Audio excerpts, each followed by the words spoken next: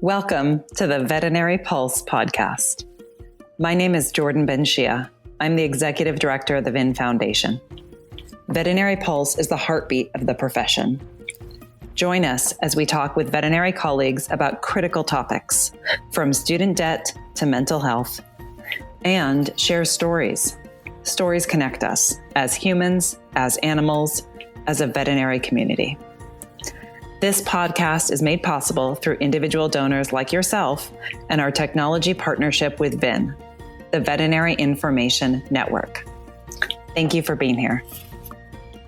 This episode, we're having a conversation with Drip.Vet co-founder, Dr. Lance Roasa, and VIN Foundation board member and student debt expert, Dr. Tony Bartels. Join us as we discuss COVID student loan repayment strategies, specifically for veterinary students. Please check the episode notes for guest bios, links, and information mentioned. Thank you for listening. Welcome, Dr. Lance Roasa and Dr. Tony Bartels. Thanks so much for being with us today. Thanks, Jordan. Great to be here. Yeah, thanks, Jordan. Thanks for having us. Let's just dive right in. Where are things currently in regards to veterinary student loans for those still right now in veterinary school? Yeah, so the current status of federal student loans is that for those who are borrowing, so veterinary students, the interest rates have essentially been turned off, right? So there's a interest waiver that's been in place since March 13th of 2020. That was formally put into law through the CARES Act. That expired at the end of September. But then through various presidential actions, that has now been extended through January 31st of 2021. So there will be no interest accruing on federal or federally held student loans. So the predominant loans that most students use to fund their veterinary education through at least the end of January 2021. And Tony, I'll add in there that all of that was supposed to take place automatically, but I still recommend that students go in and actually check that their interest was turned off, that it should be representing zero when they do go to studentaid.gov. I haven't had any indication that it wasn't turned off automatically, but it's always good to double check. Yep, absolutely. Yeah, and no action is needed to be taken by any students unless you find that for some reason your interest rates are not zero. Now, we do see that there can be some confusion depending on the loan types you have. So if you have some older student loan types, specifically loans that you may have taken for higher education before July of 2010, some of those student loans, although they are federal student loans, if they're not held by the Department of Education, then those interest rates would not be zero. So I have some of those. So it does depend on when you started borrowing as to whether or not they actually qualify for the 0% interest waiver that is currently in place. And if they go on and they see that they are being charged interest, what should they do? Yeah, so they should reach out to their loan servicer, and their loan servicer should be listed in their in studentaid.gov along with the loans that they have and whether or not the interest rates are set to zero, and reach out to their loan servicer and ask them why they would be accruing interest when they're due to be in this interest waiver. If I'm a student in veterinary school right now and I'm about to graduate in 2021, this seems like a lot to handle, along with trying to find a job or an internship. It seems like a lot on my plate if I'm a veterinary student right now. Yeah, I would kind of look at it more as a really a huge benefit, right? I mean, this kind of, we're now almost to a throwback period where student loans used to be subsidized, right? Where you used to not accrue interest during school, and those days have since passed us. We are now looking at nearly a year of interest-free student loans for graduate school, for a veterinary program, right? So many students, particularly those third and fourth year students who tend to have, the higher of the student loan balances at this point in their education, they're really benefiting from this, right? So you're really graduating with much less student debt than you otherwise would have if this interest waiver was not in effect. So if anything, I would, take some relief in that part of it, that you're going to have less student loans that you'll have to manage than you otherwise would have if the interest waiver was not in effect. That's a good point, right? This is sort of a gift to the veterinary students currently, for sure. Yeah. What do veterinary students need to know right now if they have student loans? Yeah, I would just reemphasize that. I think that they should really take a deep breath, right? I think that for most students, this is a huge benefit, regardless of the amount that you borrow. But the more that you have, the more you're benefiting from this interest waiver. I do think it's still really important to review your financial aid awards, line that up with a budget. How much is it actually costing you to live while you're obtaining your veterinary education? And those things have also changed. The pandemic has kind of thrown that up in the air. And if you end up with more student loans than you actually need, you may want to consider returning those. Or we've actually done some analyses for certain students this semester where you can use some of that interest-free student loan money to actually pay off some of the higher interest rate loans that you may already have, or credit card debt, or other things that may be costing you money now, right? But you really have to have a budget and know what your financial need is to know if you can actually make some of those types of moves. So if a veterinary student is thinking, oh my gosh, I don't know what's going to happen, COVID, so much uncertainty right now in the job market, would this be a time that you suggest, as they are paying zero interest, that they borrow more than because they might be concerned about that? I would say that that's pretty risky, right? I think that the reality is the interest rates will get turned on at some point here. They're not going to be zero forever. So you have to be a little bit careful, but it does present a unique opportunity to potentially pay off some higher interest rate, either student debt or credit card debt or medical debt, other types of loans that you may have acquired along the way here, and taking advantage of some of this money that's not charging you any interest, at least through the end of January and potentially beyond. But that does require some pretty in-depth numerical analysis, right? I find that, and that comes up a lot. A lot of students are asking, well, what should I do with this? I mean, I feel like I've got, literally free money, but it's not going to be free forever, right? And you can use it potentially to improve your overall finances in very specific ways. But again, that requires some pretty deep dives in terms of, what is your situation? What does your budget look like? What are the other types of debt you have? And it comes down to, can you use that money to potentially hit the principal on higher cost debt? And if you can't do that, then it really doesn't usually improve your situation, right? So that's why it's so important to dive into those details and specifics of your circumstance to see if using that money that you might have in excess of what you need now might be helpful. Tony, to follow up on that, or to add to that, my perception of this is it really highlights the need for veterinary students to have a plan and really understand their finances, to go out and look at their finances, look at their student loans, look at their job potentials, and really make those nuanced decisions for themselves. Or if they don't, reach out to someone that can help them make those decisions. But the things that Tony says to weigh: how much money do you currently need to live on? What does your current budget say? And then secondly, what are the opportunities out there that the student loans, that the CARES Act has given us? If you can understand all of those things and then understand whether or not that becomes beneficial to you, there are some incredible opportunities right now. But unfortunately, there's not stock advice that we can give to every single student, because everyone's financial situation is a little bit different and a little bit nuanced. Yeah, absolutely.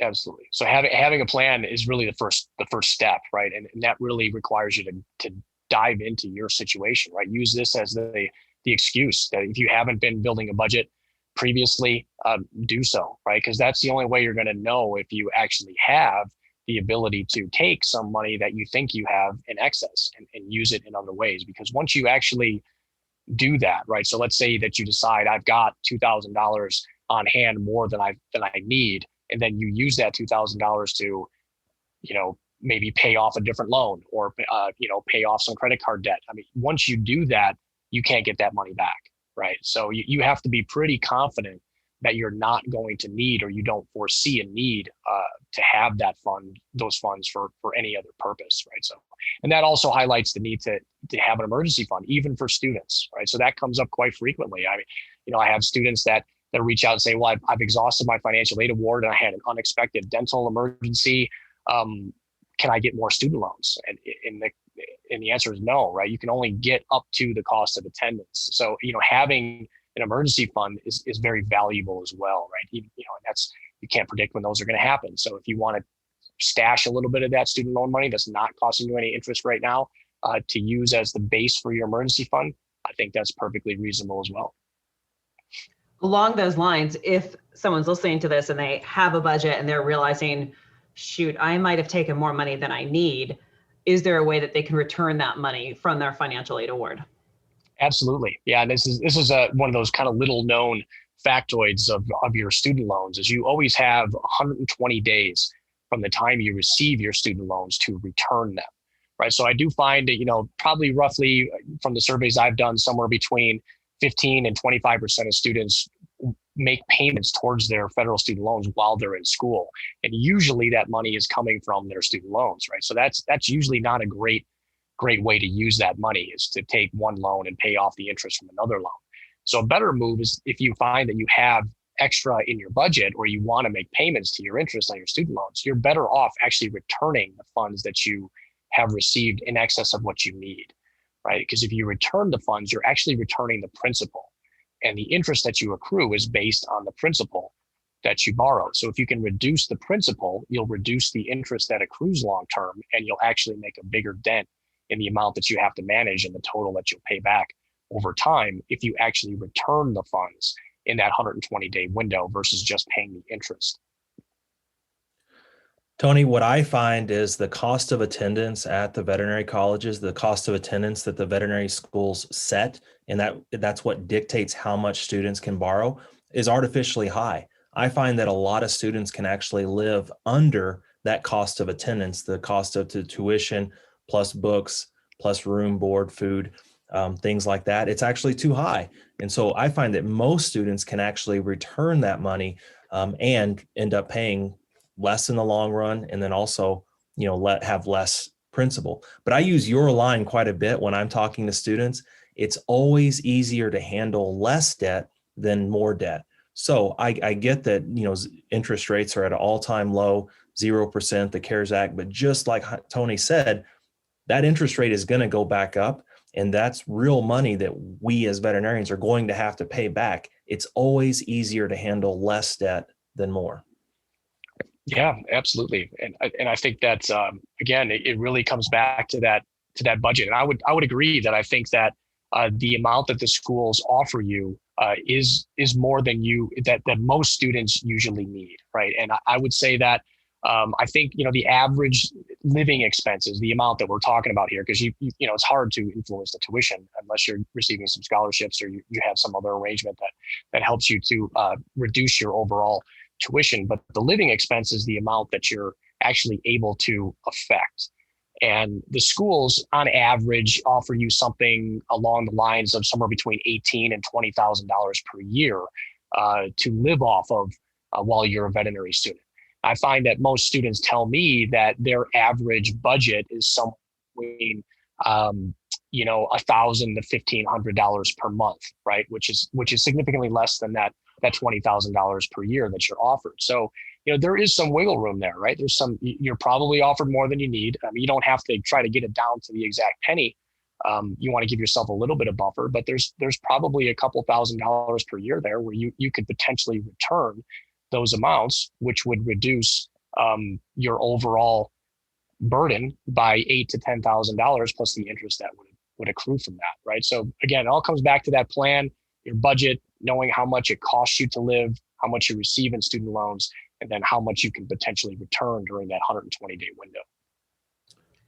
You mentioned two things that I want to touch on. One, when you say you do want to leave yourself a little bit of buffer, what does that buffer look like to you? What would be an example of that? Yeah, so that's where the emergency fund comes in, right? So typically the measure that is used for emergency funds is 3 to 6 months of expenses, right? So as a student, again, if you have a budget, you'll know what 3 to 6 months of your expenses look like.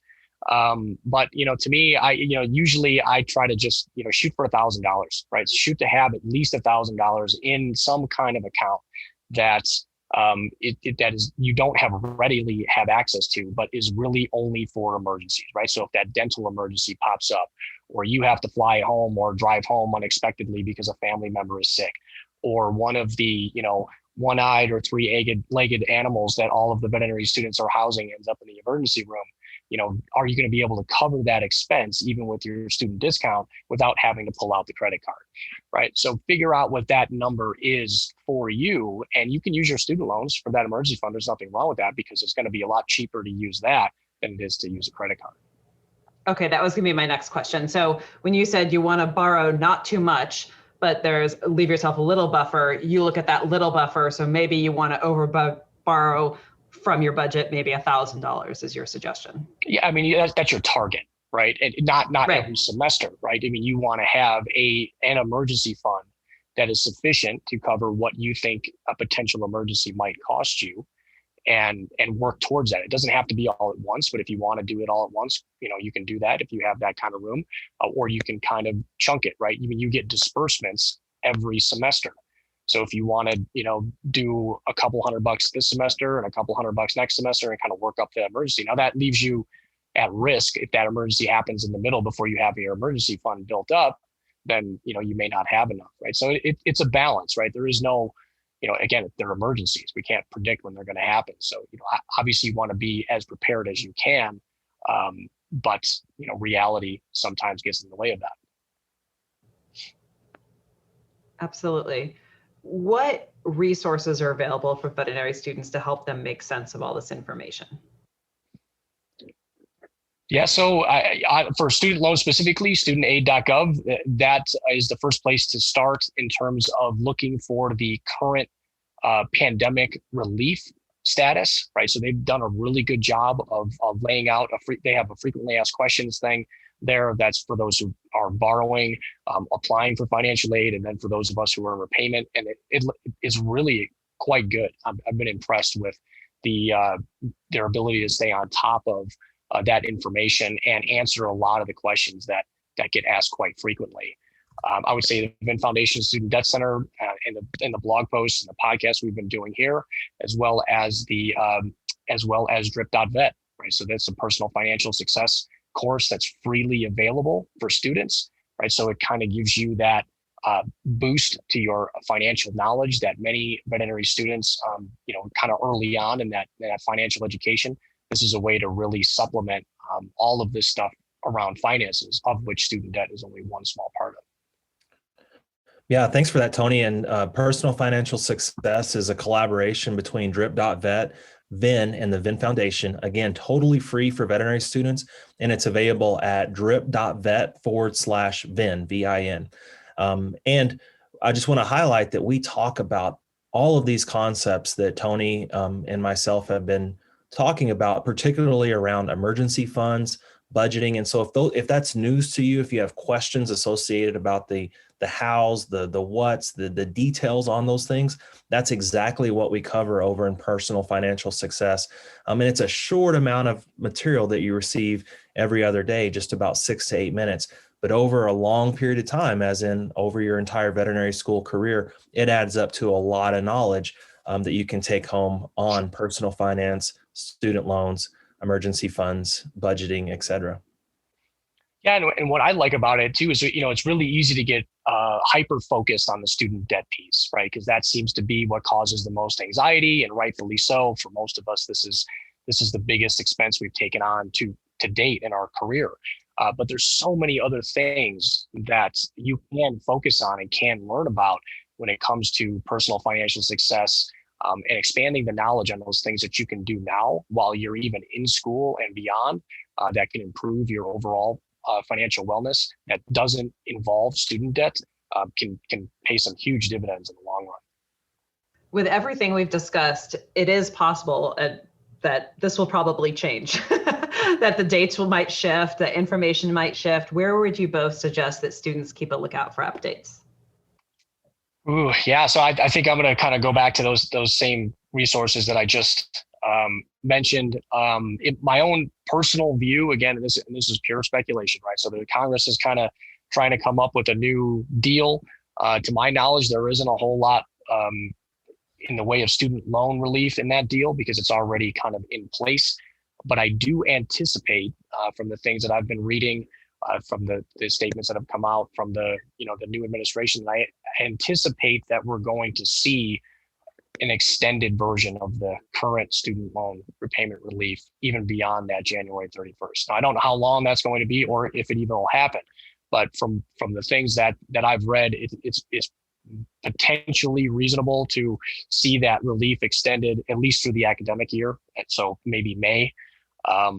But again, we're going to have to wait and see what Congress or the new administration does in terms of that. Again, that would be a huge relief for those students who are borrowing, have significant student loan balance, to have those loans not accrue any additional interest for any length of time coming up here. And then, of course, there's always the elephant in the room, whether or not they're going to cancel any amount of student debt as well. And that's some. I'm not counting on that, but we'll see how that unfolds. But you just have to stay tuned. Keep looking at those resources that we outlined earlier for updates on that. And as soon as we have some actual concrete information to share, then we'll make sure that we get that information to you. We certainly let folks know over in Personal Financial Success as soon as the information is published, and we highlight what that exactly means for veterinary students. And this information does kind of come trickled out as new developments happen with the COVID pandemic, with the new Congress, with the new administration, et cetera. But just to kind of, summarize what Tony is saying there, this only deals with federally owned student loans. And so this is a really good time to draw a distinction between federal student loans and those that are privately held and or consolidation or refinanced student loans. And so if you are considering consolidation, now's not the time to do it because you're getting a much better deal on the federal side. Is there any other information you think veterinary students with student loans need to know? I would say that, the more you can be an active participant in your borrowing, budgeting, understanding your needs, that's going to go a long way, right? And I know that, veterinary school is overwhelming. You've got a lot on your plate, a lot of tests, a lot of material to cover. But these are things that if you take a little bit of time to review your financial aid awards, if you use some of the tools that are available at the Vin Foundation Student Debt Center, particularly the My Student Loans tool, as well as the in-school loan estimator, you can set yourself up for repayment success by knowing how much you need to borrow for the remainder of your education, how much that's going to cost you, and then kind of game planning what repayment looks like. That can then translate to action steps that you can take between now and when you graduate to set yourself up for repayment success and maybe take advantage of some other opportunities that will improve your overall personal financial wellness. So starting with the Vin Foundation Student Debt Center and just getting familiar with your current student debt and what that's going to be when you graduate is a great first step. And you can do that within minutes using the tools that are available on the Vin Foundation Student Debt Center. Tony, when I talk to students, I find that students kind of fall in two really large categories. One, I call it the head in the sand approach, back to the ostrich side of things. And so some students stick their head in the sand. They ignore that the student loan thing is happening. They fill out their FAFSA. They spend the money and just pretend that they'll take care of it all later. And that obviously, Tony and I both deal with those students or those veterinarians that have a very rude awakening earlier in their career. And Tony and I, I don't know about you, Tony, but it keeps me up at night for those veterinarians that don't realize that this all is coming. The second large group of veterinary students that I deal with do pay attention, as Tony's saying. But they also feel overwhelmed as well. And because it seems like there's a massive amount of information out there. I will back up what Tony says and say, taking the steps, trying to put your arms around it, trying to understand what's going on is all you need to do it right now. You don't realize that you're getting the information that you need. And just by listening to this podcast, I know that those students are the ones that are paying attention, that are getting the information that you need. But as you work towards graduation and as you start your early career, it will all come into focus. You're doing everything that you need to do right now by doing the things that Tony's talking about. Get a budget, get a plan, understand the implications, on your future career, and keep working one step at a time. Yeah, absolutely. And I do find that I would say that I would agree with that. The two major groups. And I would say that the head in the sand group too is also, I quite often hear, well, can I just pay somebody to do this for me after I'm graduated? And, probably not, right? I mean, this stuff is really complicated, and the advice that you tend to find out there can be quite variable if you depending on where you go.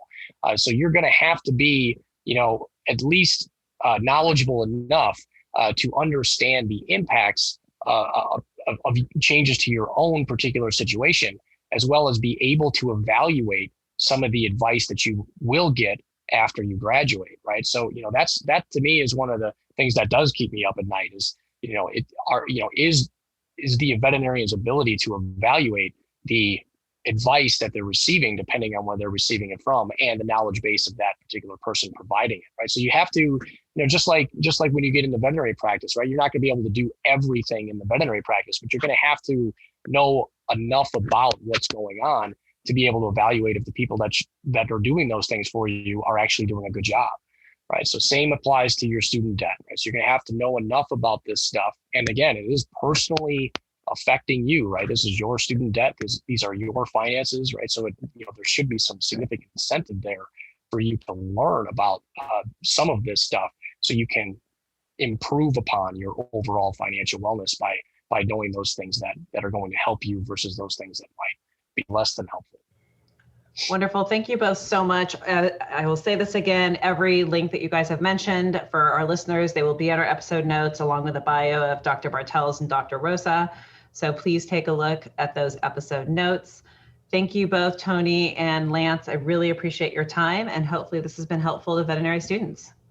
Thanks, Jordan. Thanks, Tony. Yeah, thanks, Jordan. Thanks, Lance, and look forward to doing more of these in the future. Thank you for joining us for this episode of the Veterinary Pulse. Please check the episode notes for additional information referenced in the podcast. If you enjoyed this podcast, please follow, subscribe, and share a review. We welcome feedback and hope you will tune in again. You can find out more about the VIN Foundation through our website, vinfoundation.org, and our social media channels. Thank you for being here. Be well.